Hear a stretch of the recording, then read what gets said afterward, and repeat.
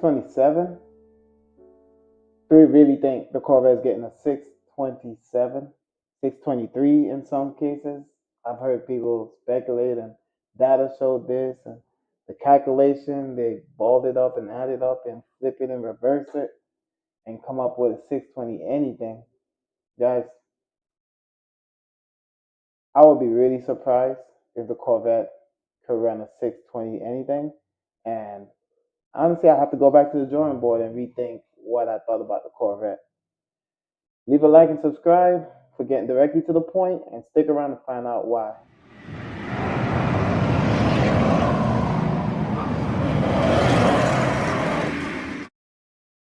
So in the first video I made about the Chevy Corvette ZL1 and ZL1X, I mentioned about the Corvette being around the time frame of the GTRS and the Mustang GTD.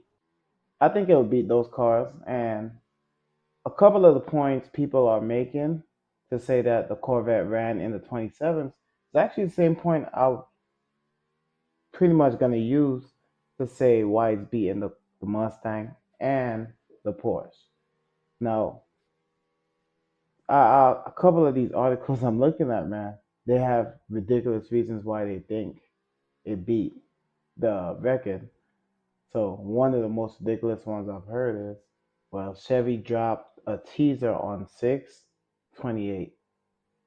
It's not ridiculous when you think about why they say it, however, because they're saying Chevy already know the time, and the teaser, the stars align, and Chevy did it on purpose where they waited to put that teaser out on that certain day. Guys, I do not think so. I do not think Chevy waited on the exact date of the time. I mean, it would have been cool if they did. I get it, but I didn't. I actually have reasons to believe the Corvette is not running in the 20s. So, and we'll get into the technical details of why in a minute. The other thing I would like to bring up that a lot of people say is the reason it ran in the 20s, 620s, is because they're looking at the 5 lap records that the Chevy ZL1 currently hold. And it's impressive. Across 5 American tracks, they beat the Porsche GT3 RS, which was the previous record holder on those tracks, by a decent margin, guys, like 5 seconds in some cases, and up. And so what some people did was they took those 5 seconds, they they took the times of each track that it beat the Porsche in. So Watkins Glen, Virginia International Raceway, Road America, just to name a few. And they were looking at the time, or the distance that the Corvette won in. So let's say 5 plus 7 plus 10 plus, and then they'll add it up.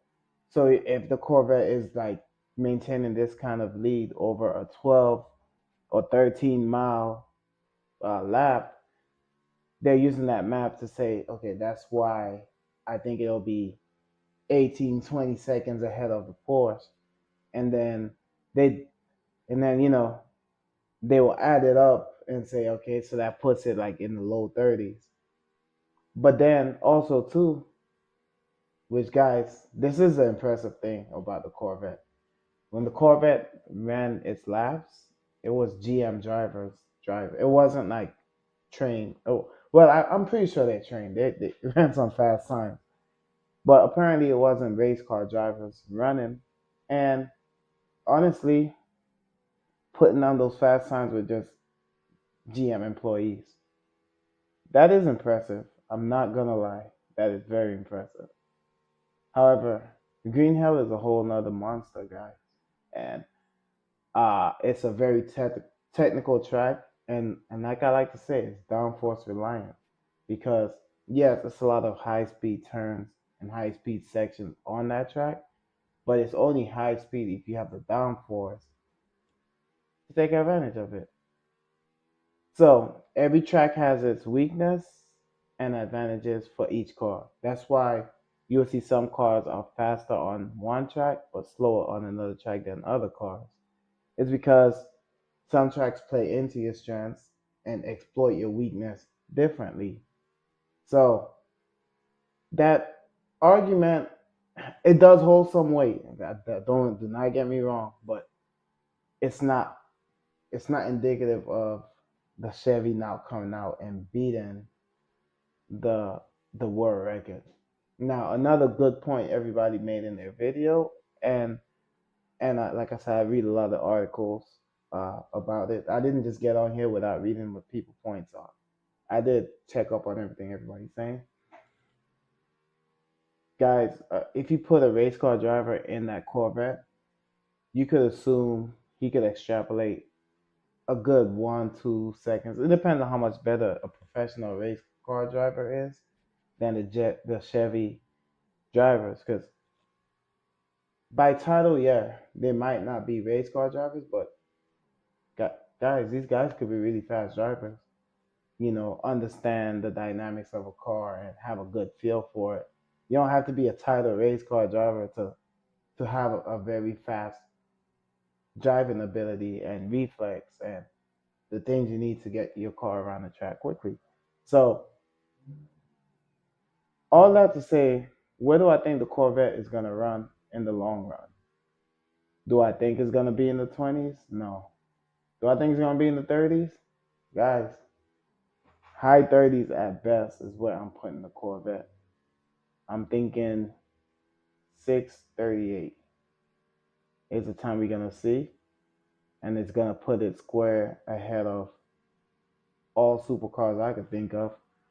I mean, it's gonna set the standard for supercars going forward, and now it's gonna be everybody's job to catch up and beat that time. And maybe nobody beats that time in a long time, because again, you remember the last video we talked about the Nurburgring having bans and certain speed limits, preventing people to actually just go for the record as hard as they can. Well, there's a lot of companies that wouldn't even attempt to take an attempt on the Nurburgring, which is why you don't see some companies like Aston Martin with the Valkyrie and the Vulcan, cars like that. You don't see times for those because those speed limits are, once you start getting up to the higher end cars, the faster cars, they got to slow down in certain apex. They have apex speed limits. So the Corvette, if it does come out and prove me wrong, I would be willing to make another video, guys. Get back on here, apologizing to Chevy for underestimating and thinking I know a little bit about cars when clearly they have the ability to just blaze past even cars like the AMG One. I hardly could wrap my head around the AMG One time. I definitely wouldn't be able to wrap my head around the Chevy Corvette time. Now, guys, let me know in the comment section if you want me to do a Nurburgring review. I have footage of that track, and I can show you where I think the Corvette will lose some time and gain some time. And I can show you why I came across that 638 time. Because I mean, I've looked into that. I wanted the 627 or 628 to be true, just based on the numbers Corvette gave. It won't be true. And to be fair, Corvette could be underestimating their car. You saw the dyno came out and they underestimated the engine by a decent margin. Maybe they underestimated other aspect like the downforce, spring rates, but they can't. I think they got the tire size correctly, but everything else is up in there until they actually do it. This is just a prediction, guys. So I I could be proven wrong by Chevy, and if I am, look, if the Corvette breaks a record and beats a hypercar that's designed for track use. Remember that comment I made about the Corvette not being a hypercar in the last video? Guys, that might be something we have to revisit. Not might be. We gonna have to revisit. The Ferrari Roma was by all accounts perfect. It was a masterpiece of design. a rolling sculpture that defined elegance for a new generation. And now, just after a few short years, Ferrari has killed the coupe. So the big question is why? Why would Maranello replace a car that was so universally loved? The answer is this: the 2027 Ferrari Amalfi. And it's about to change everything you know about Ferrari and the Grand Tourers.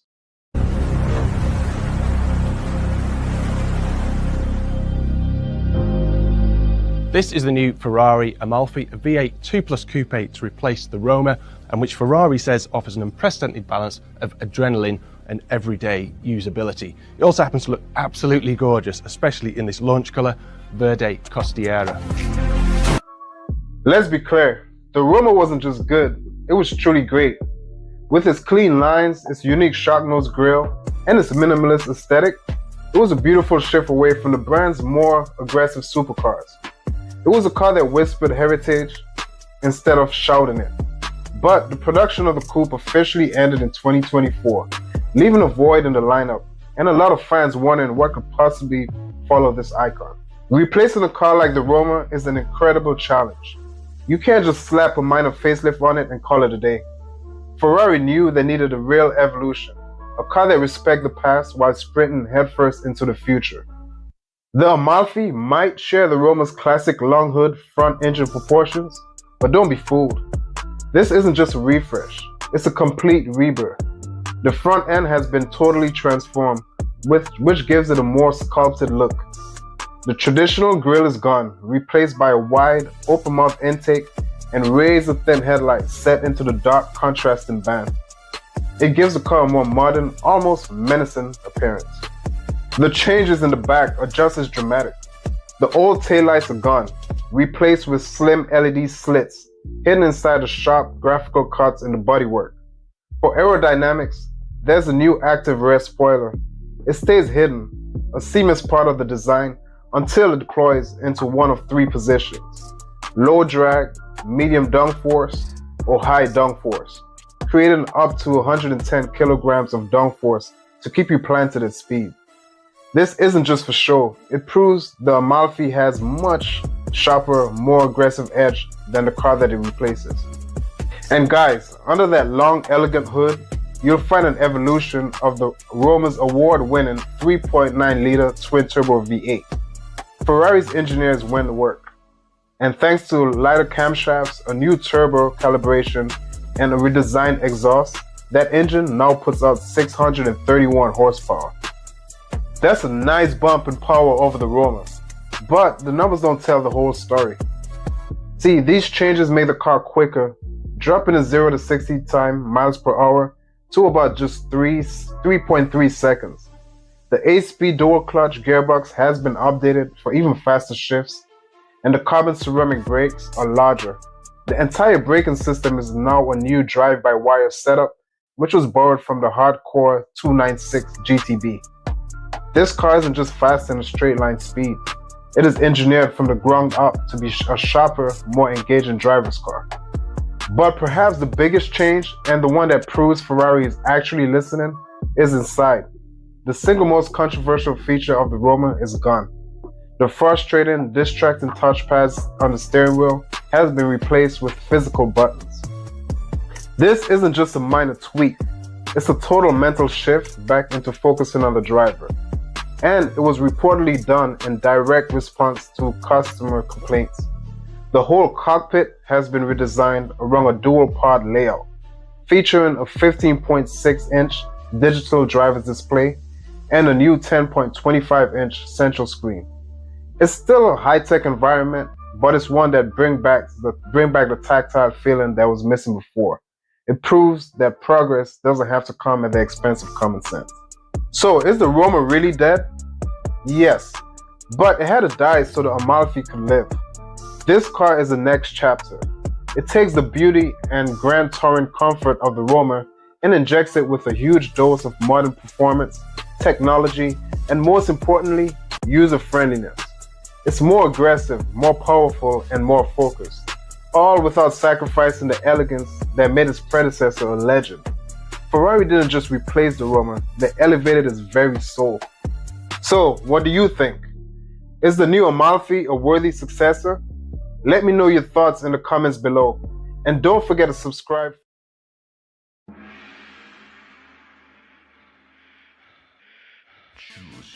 Alright, in the red corner we got the Golf GTI. Now the Golf GTI is coming in at an unknown weight.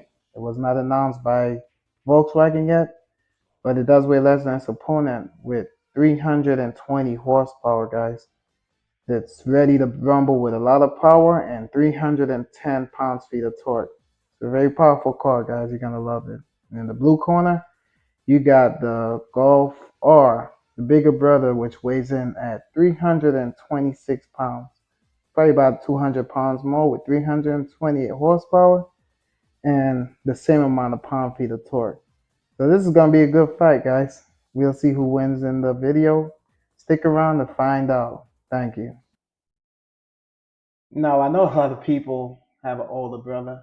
Not everybody gets to experience it, but if you ever had a brother that's older than you and you always wanted to, you could take him in a fight.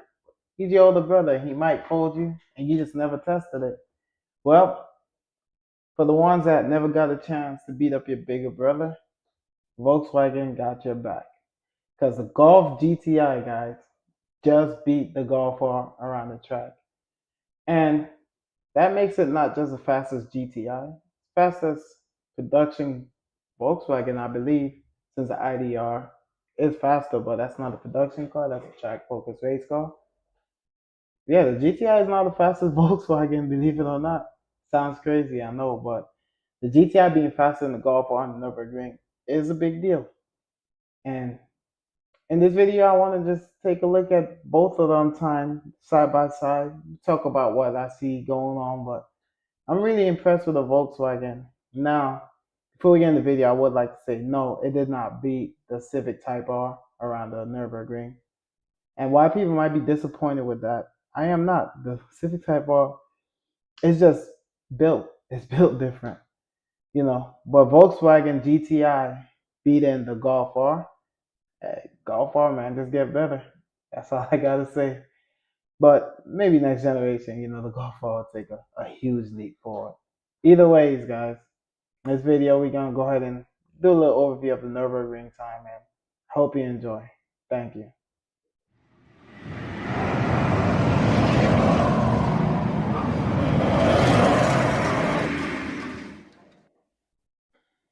Real quick, guys, before the video starts. Well, the last time we did a video on the Nurburgring for the Chevy Corvette, I mentioned that Chevy Corvette had to travel a further distance to get even faster time.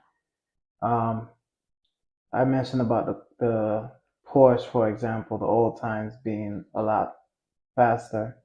In this video, I'll go ahead and demonstrate both times. If you look at the car on the right, you'll be able to see it. But I'll go ahead and point it out in the video and enjoy.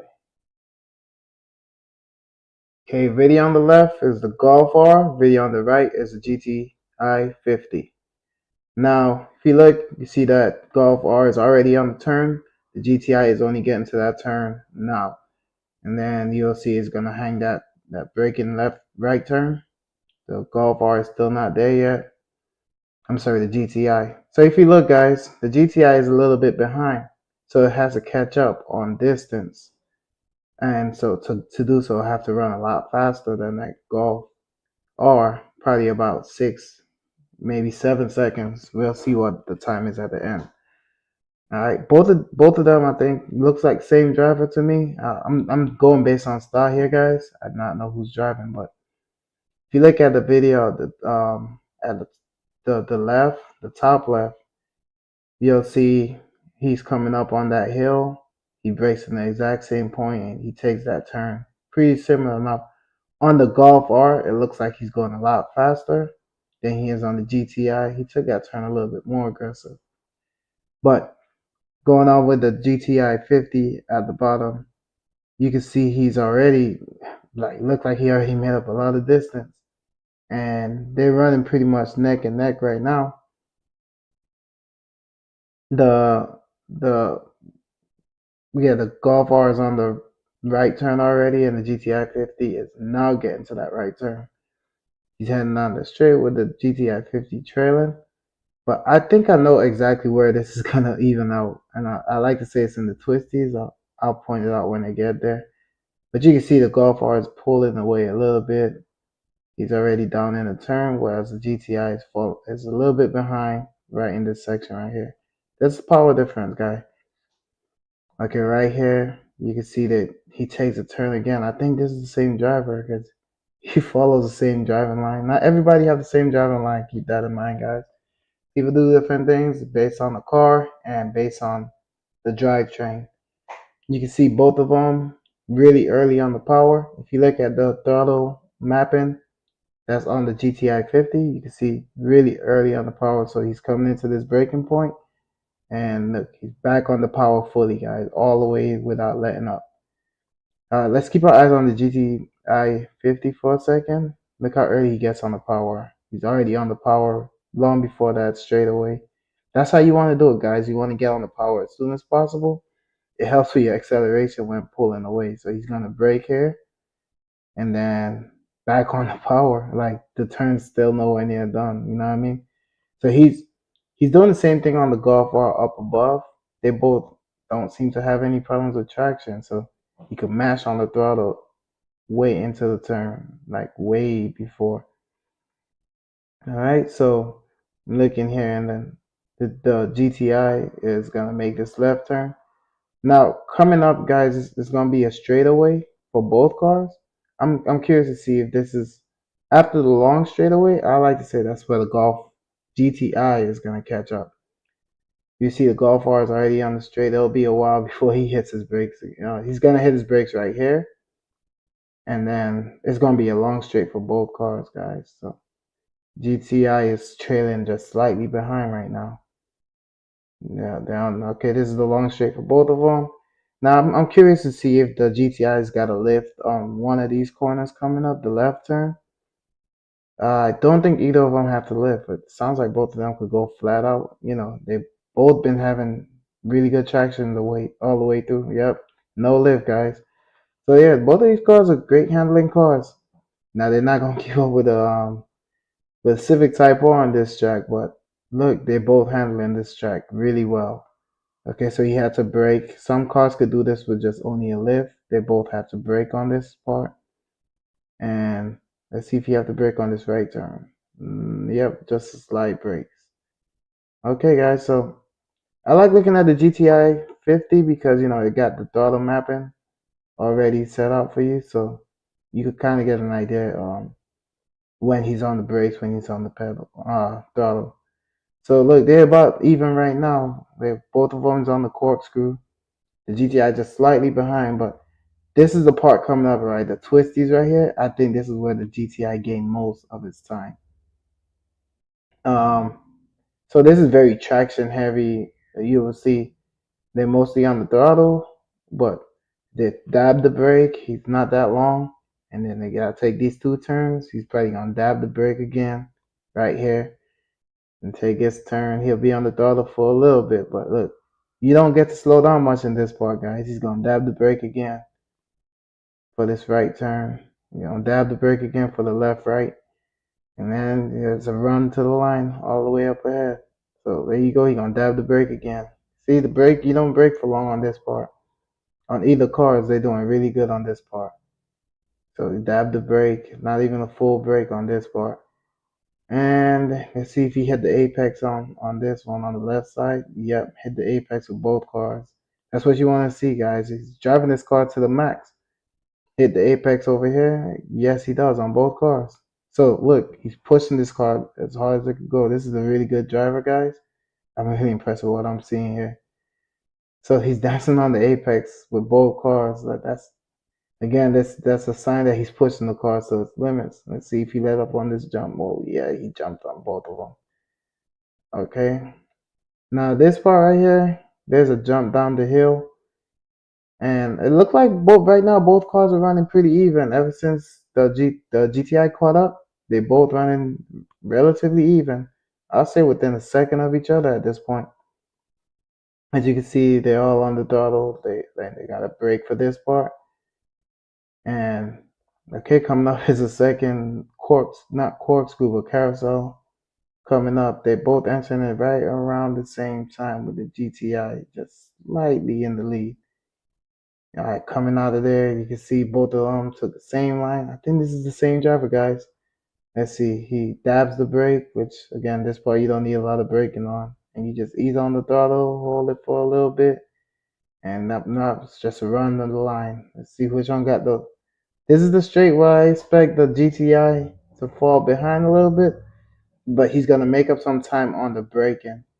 I'm pretty sure you get to see it here. They're gonna be just about even, and right, the GTI, probably because it's lighter, he's gonna brake a lot later.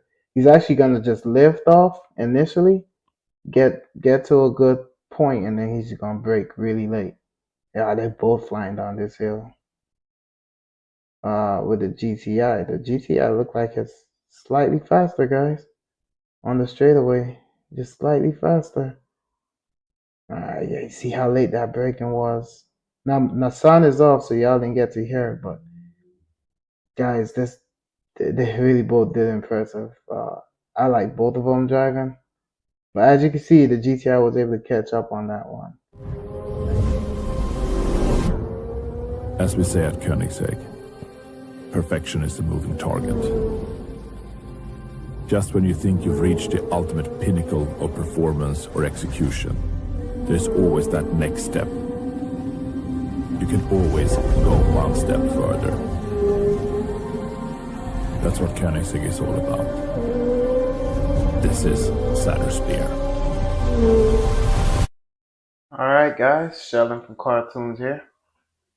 And what video you just saw was a clip of the Koenigsegg Satterspear.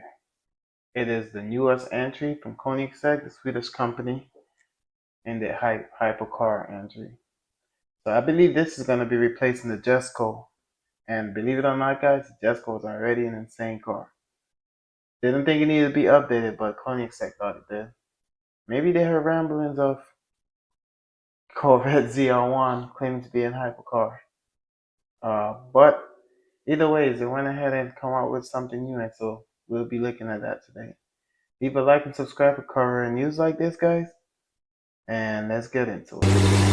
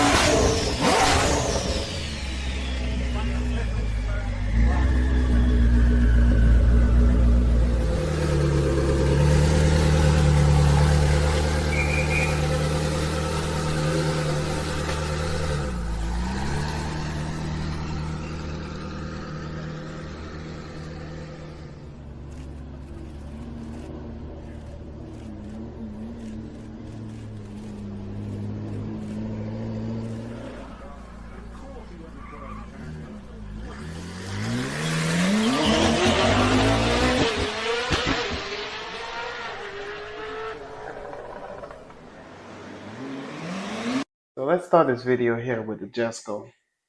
Now, just gonna be a quick overview of the Jesko, just so we know. Jesko is a hypercar.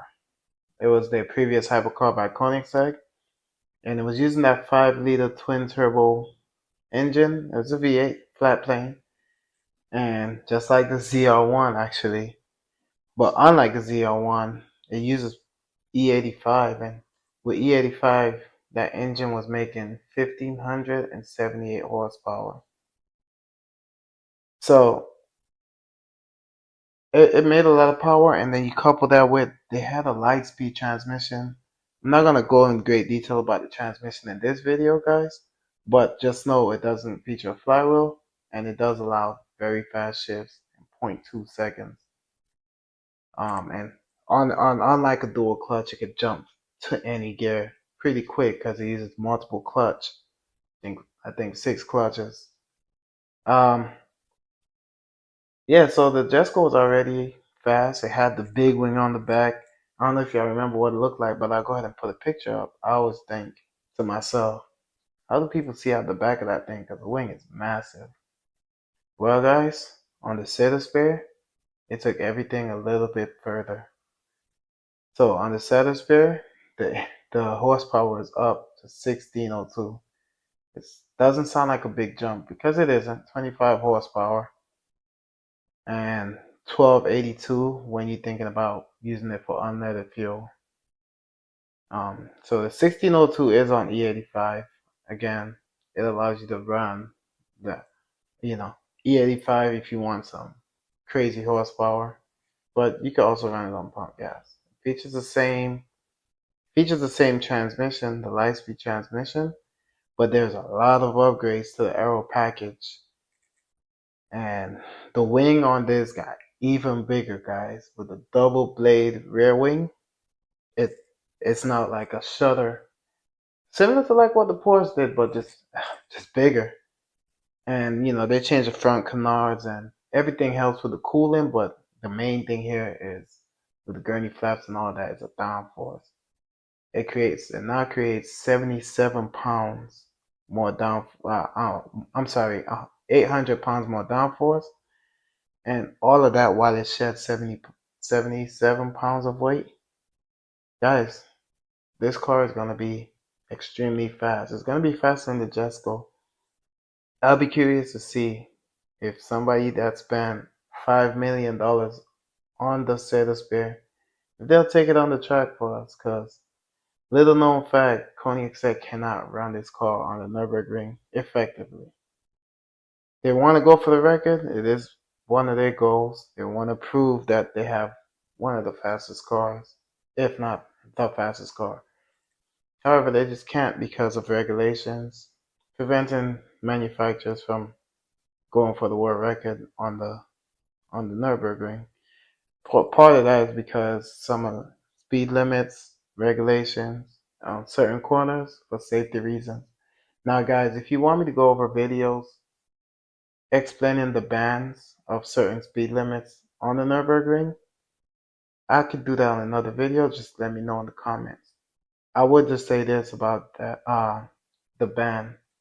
Koenigsegg is not banned from the Nurburgring. I know if you Google it or read a lot of Reddit posts, people are saying they are banned. That's why they're not doing it. It's not true. They can run. It's not worth it for them with all the speed limits. Even if they ran out the track for a day, they can't do it. It's not a money thing. It's a safety thing. And hopefully they walk that back, or one of these billionaires could buy this car for $5 million and run it on the track for us, because Koenigsegg cannot do it. So let me know what you think about the car, man. I'm really excited to see if this car breaks all kinds of records. And I'll catch you on the next video, guys. So why the Cedar Spare? Well, we're just finishing off the wonderful Jesco program this year. And the last horse that Jesco raced in 1976 was the Cedar Spare. So what better way than to celebrate the end of the Jesco and the start of a new performance era?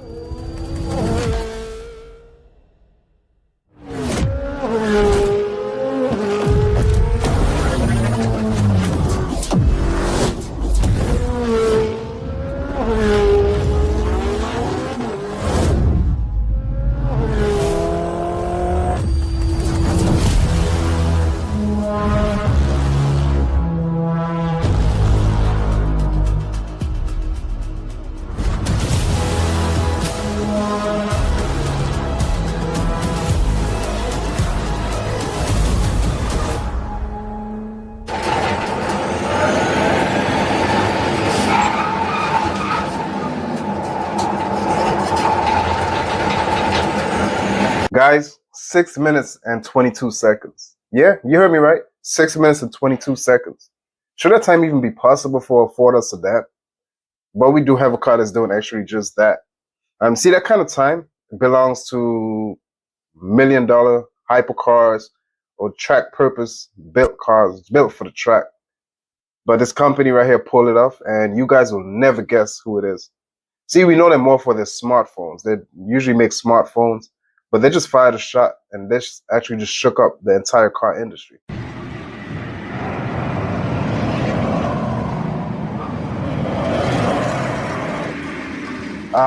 And then we have it, the great old Nurburgring. See, this place here, this track is where cars come to prove themselves. You know, that's the way, if you want to be considered a performance king, you really got to come on this track. But don't come if you're not ready, because they're testing for everything. They test power, grip, and guts. Like I said, if you don't have what it takes, don't even bother. For years, though, we had names like Porsche, we had Lamborghini, we have Mercedes that was running this track.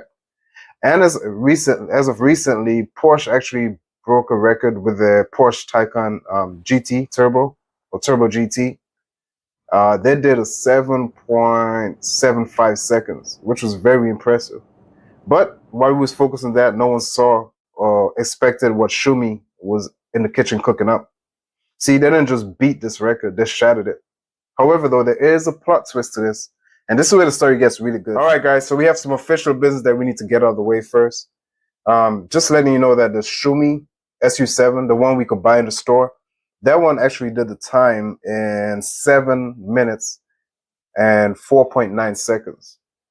That was the official time that dethroned the Porsche, making the Xiaomi the fastest electric sedan to ever conquer that track. So just look at it. The smartphone company first car defeated Porsche's best car. Isn't that kind of crazy though? But Xiaomi wasn't even done yet. They still had other points they wanted to prove. So you know what they did? They went back, they took that car, stripped it down, gut it out, and made it into a non-legal street car. Now they took it back on the track, and they was able to run a 6 minutes and 22 seconds, which actually put them 45 seconds faster than the Porsche, and actually placed them in the top 3 fastest prototypes to ever run that track. So I know by now you guys probably wondering, or you have some questions like, how did they do that? How did a company like that make so much power in a Ford sedan? Well, simple. First, they had a tri-motor setup. So it was 3 engines. Listen to this, yo. They had 2 V8s and 1 V6 in there, which was ridiculous. And they was able to make about 1,548 horses on that car. That translated to a 0 to 60 time in about 1.98 seconds.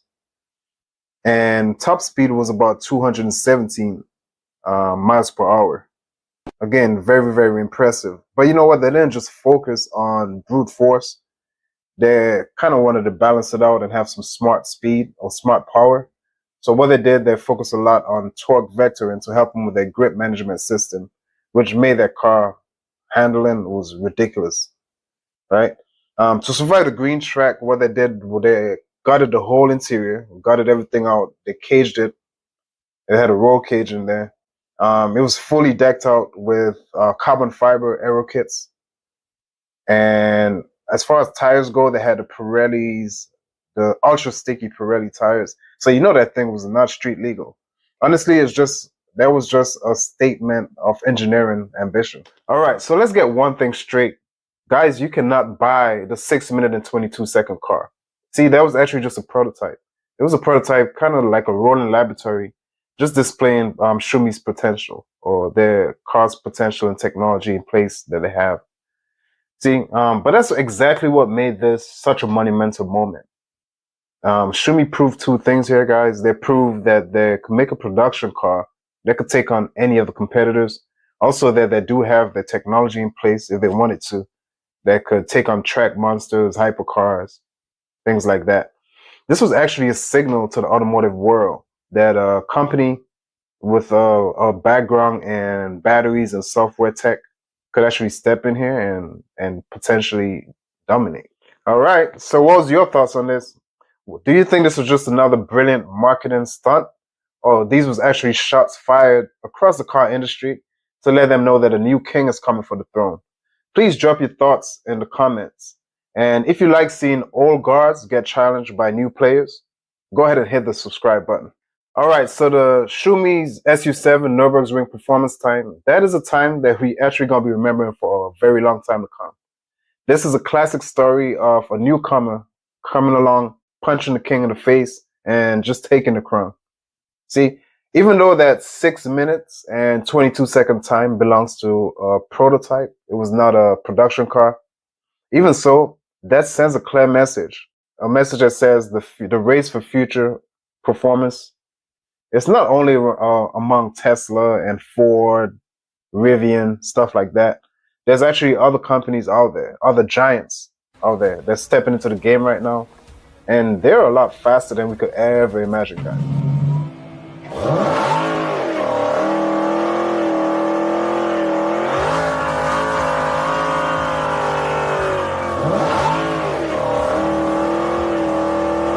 You're looking at the most powerful muscle car in the world. This thing has over 1,000 horsepower. But the mad scientists over at Hennessey took one look at this absolute beast and said, we could do better. And guess what? They did. So they took this car and created a twin-turbo 1,700 horsepower beast that completely shatters reality. You're not ready for this.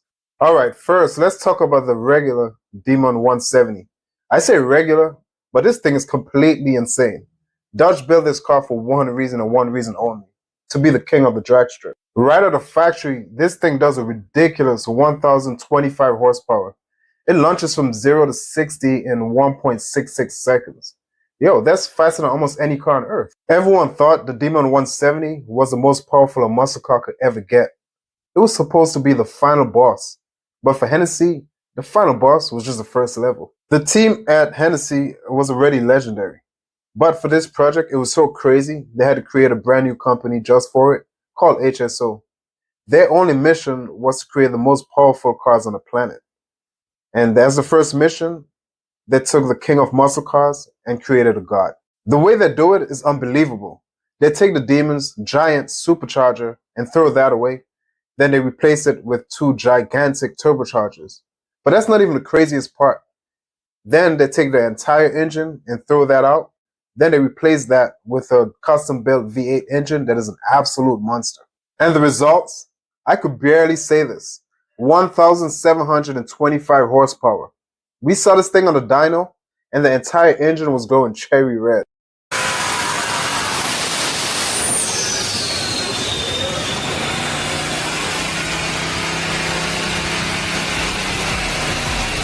Yo, that's a 70% increase over the stock Demon. That's pure insanity. So, what does 1,725 horsepower even do?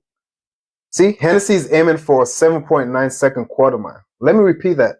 7.9 seconds quarter mile. That is a whole second faster than the original Demon. And a full second in a drag race, that is an eternity. But you can't just go buying one of these. They're only making 12 of them in the entire world, which makes this one of the rarest cars ever. The price for this car is $200,000, and that is after you already bought the original Demon. But here's the most insane part of it all. Hennessey will take your original 1,025 horsepower engine, they will shrink wrap it onto a pallet and send it back to you. So now you have the world's most powerful Demon, and you have your old engine as a trophy. How cool is that?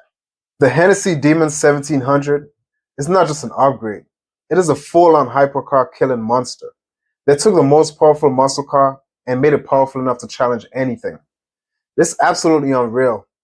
This is what happens when you challenge and push engineering to its limits. So I have to ask you, is this the craziest muscle car you've ever seen? Did Hennessey finally go too far? Or is this the most amazing thing you've ever seen? Let me know in the comment section. I'll be reading every single one. And if you had as much fun as I did, smash that like button, subscribe right now, and ring that bell so you don't miss the next video. Thanks for watching. Alright, so in the last video, we spoke about the 2J being one or two of the better inventions, and it's something they had hands-on in by themselves without help from outside, like Mazda, BMW, Subaru, things like that. we've essentially, I was pointing out that I could not find any evidence that they had any outside help to make that engine. They kind of built that engine from the ground up by themselves. In the end of the video, I mentioned that they have current engines that they're using now, specifically the G16 that you see in cars like the Yaris and GL Corolla. Those engines are also really good. I mean, 300 horsepower in a 3-cylinder is insane. And while I do realize the aftermarket is pushing the engine to its limits, making things north of 700 horsepower. Look, I'm not gonna act delusional and think that Toyota is gonna make a 600 horsepower 4-cylinder engine. Now, on this channel, we like to be honest, and I actually just want to taper expectations a little bit because I actually do not think so. And in this video, we're gonna cover that. Leave a like, subscribe for our honesty, and we'll get into it. Thank you.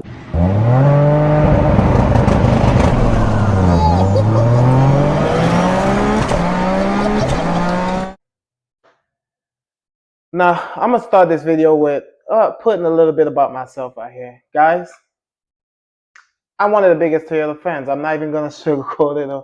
I mean, no company outside of like Subaru, probably, and Porsche actually captured my attention more than Toyota. Because, I mean, I'm a motorsport fan. I used to watch rally. We all know the Celica was really good in rally. We know Toyota was like really good in Group 1 as of recently. So, I mean, I see a lot of Toyotas, and then I drive a Toyota. I have a minivan for the kids. I had a Avalon. Look, I'm just a Toyota guy. I'm not gonna hide the fact that I like Toyota, and I might even have some bias towards Toyota. But as far as when I hear some crazy facts or details about Toyota, I'm just not gonna turn a blind eye, especially because look, I just like having the honest truth and having my I hate being led down a road and then being blindsided by, the real news. So in this video, I just want to go ahead and taper expectations a little bit because I was reading on Car Buzz that Toyota announced an engine. They currently showed it at 450 horsepower, which I can believe. We seen 4-cylinders make, over 400 horsepower. Mercedes did it. And I mean, even though this wasn't a production car, you guys can remember the FQ 440 from Mitsubishi making in the 400. So look, it's not hard to believe. However, I kept reading, and then they spoke about the aftermarket pushing the cars well over the 300 horsepower limits in the case of the G16. 2.9 bar. The rest to follow.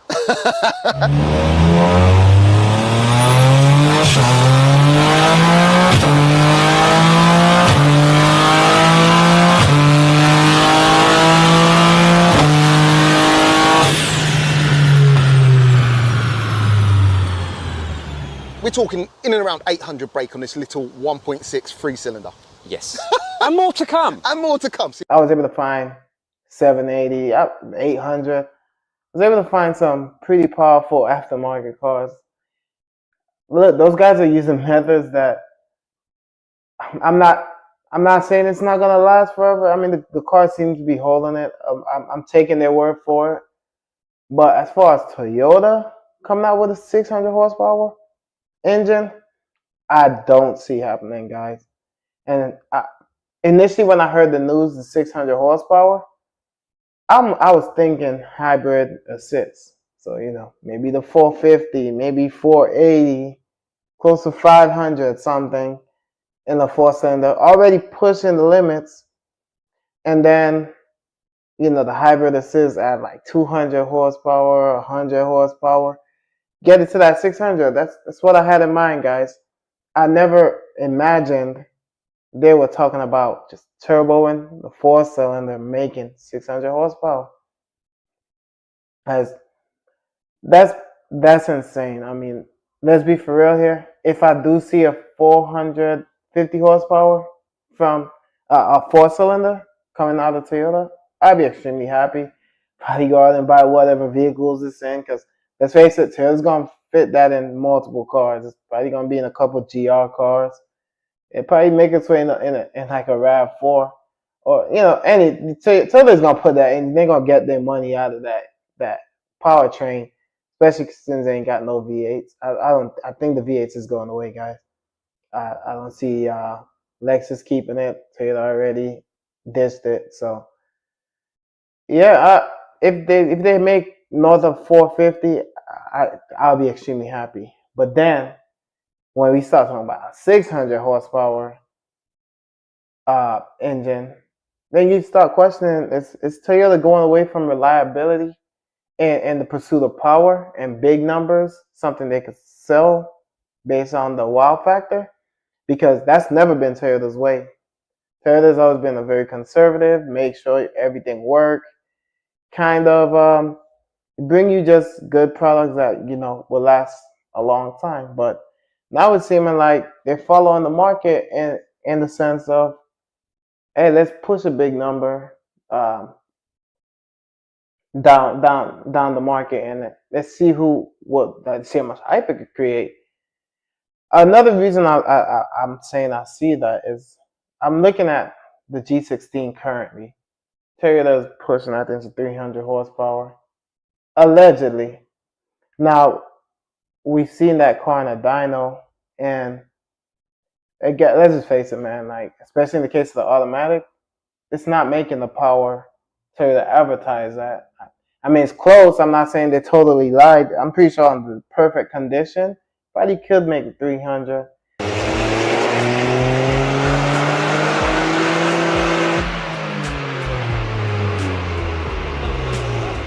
In four-wheel drive mode, we ended up at about 220 horsepower and 235 pound-feet of torque, which none of us guessed. Everyone overshot it. But in a world where we see cars like when the Golf R advertised 310, and then they're making like 320 to the wheel, I mean, we see it different in contrast. Toyota want to sell the big number. Somebody like Volkswagen is being very conservative in their power figure. And I'm just fearing that Toyota's going down the wrong path with just a big number pushing, guys. Like, let's say they come out with a car making 580 realistically, and Toyota's 550, and Toyota's like 600 horsepower because it's even and it's gonna sell.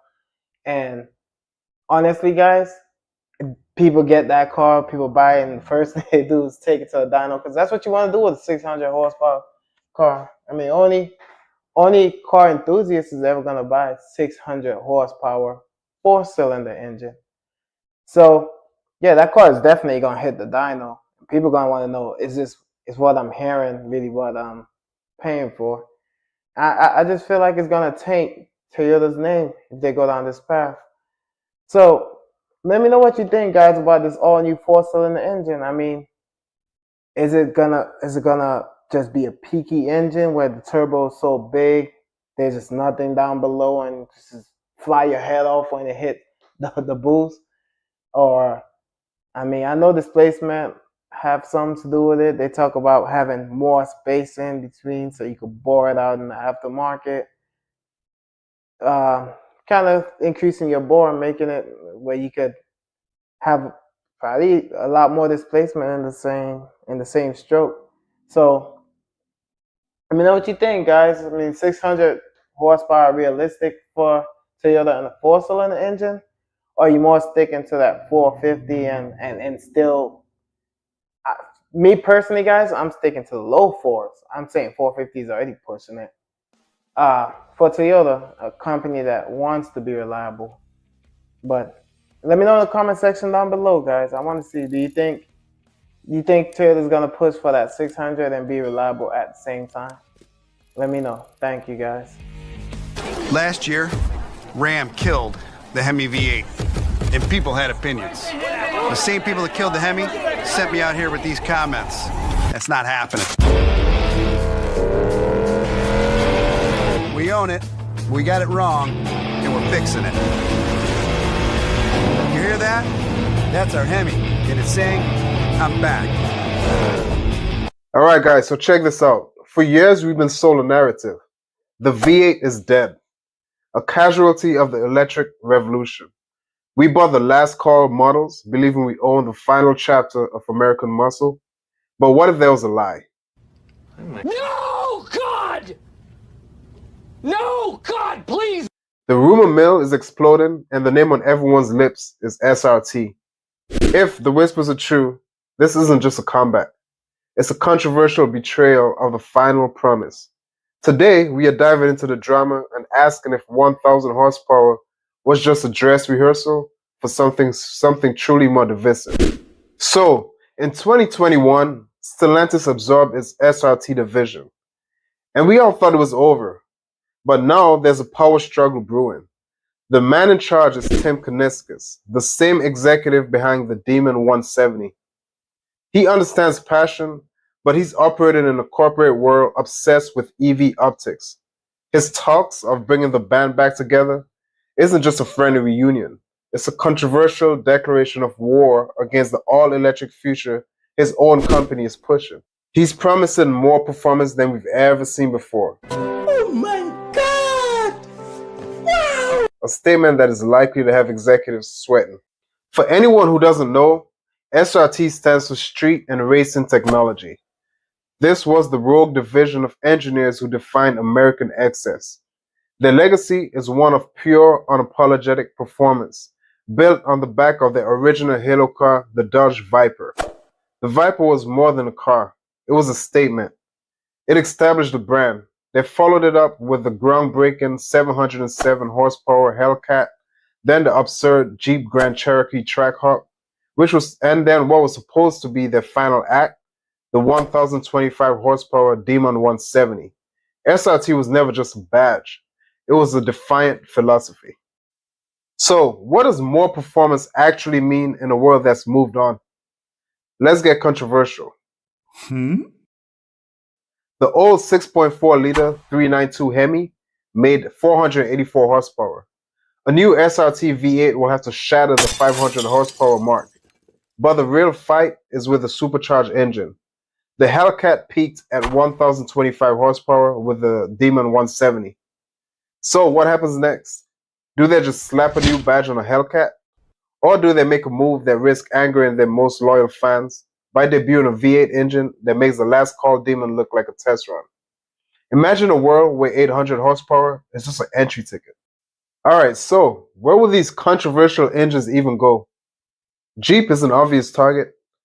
A new Jeep Grand Cherokee Trackhawk with 850 horsepower would be a middle finger to every hypercar on the road. Then there's the elephant in the room, the new Charger, which could be a Trojan horse for the V8 return. But if SRT truly wants to make a statement to prove they are back, they need to bring back the Halo car. They need to bring back the Viper. This is the one true car that embodies the street and racing technology name. And its return will be an ultimate symbol of SRT's rebirth. This all sounds like a fantasy, especially with emissions laws tightening. So, how could they pull this off?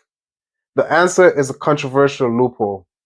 By selling high-efficiency cars and EVs like the Charger Daytona, Stellantis racks up regulatory credits. They can then cash those credits to pay for emissions of the gas-guzzling V8s. Critics would say they're gaming the system using a green-friendly image to fund the very vehicles they claim they was trying to phase out. What? What the fuck? They're not breaking the rules, they're exploiting them to feed an addiction to horsepower. Get some help. So, is the SRT really back? Or is this a calculated marketing ploy? With a rebel like Tim Koenigsegg leading the charge, this feels like less of a reunion and more of a rebellion. For every enthusiast celebrating, there's another that feels betrayed by the last call promise. The band might be back together, but the new song might just tear the fan base apart. But that's the big question. Is bringing back the V8 a legendary move or a slap in the face to everyone who bought the last call car? And should they go all the way and resurrect the ultimate halo car, the Viper? Let me know where you stand in the comments below. BMW just did something nobody thought was possible. They took their new M2 CS to the world's most dangerous track and set a lap time of 7 minutes and 25.5 seconds. Yo, I'm not even joking, this has destroyed the compact car record. This isn't just a record though, it's something we've never seen before. Today we are going to show you exactly how they did it, and trust me, you're not going to believe it. A new king is here, let's get it.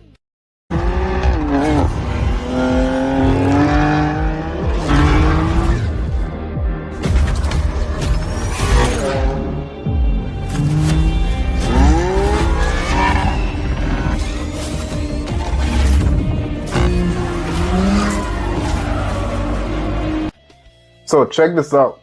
On April 11th, 2025, a BMW engineer took a completely stock M2 CS and set a 7 minutes and 25.5 second lap time. This makes it the fastest compact car in the world. It beats the record holder, the Audi RS3, and is the first of its kind to break the 7 minutes and 30 seconds barrier. That time only used to belong to supercars, but BMW didn't just want to be first, they were out for blood. Alright, and so you're probably asking, how do they find so much speed? First, they give it more power. The engine in this thing has 523 horsepower and 479 foot-pounds of torque, which is crazy for a car this small. It just explodes around all the 73 corners of this track. Second, they put the car on a crazy diet. They use carbon fiber for the roof, carbon fiber for the hood, and they managed to shave off about 66 pounds. When you weigh less, you go faster. It's that simple. It helps the car turn faster and brake later. But the biggest secret weapon might be the tires. They put special Pirelli tires on it, and they are so grippy it's barely street legal. The grip is unbelievable, letting the car fly through corners at speeds that shouldn't even be possible. And of course, they upgraded the suspensions and the brakes so it wouldn't fly off the track. Yo guys, hear me out. You could have the fastest car in the world, but you need an incredible driver. And the guy they use, he's a legend. He's not just some random race car driver. He was a BMW engineer who helped build this exact car. He knew every single bolt on this thing because he helped design it. And here's the most insane part. The same driver drove the normal M2 on this track back in 2023, and he was 13 seconds slower. 13. That proves that it isn't just a driver. This car is a completely different beast. Alright, and guys, if your mind is as blown as mine, slam that like button. And I need to know, be 100% honest in the comments. Did you really think the M2 CS would be this fast? Drop your real predictions below, and I'll be checking. Look, this record is so much more than just bragging rights. It's BMW sending a message to the entire world. With everyone going EVs, BMW just proved that gas-powered, rear-wheel drive cars are not dead. In fact, they're the best of the game right now. This lap proves that this kind of car is peaking right now. They didn't just want to win, they wanted to crush the record so no one could ever question it. Alright, and there you have it. The insane story of how the BMW M2 CS became the new king. It's a perfect combination of power, less weight, and god-tier tires, and a driver who literally helped build the car. After a record like this, there is only one question. How long can it possibly last? And what kind of monster is it going to take to beat the 725.5? Let me know what you think in the comments. Subscribe right now, and I'll see you in the next video.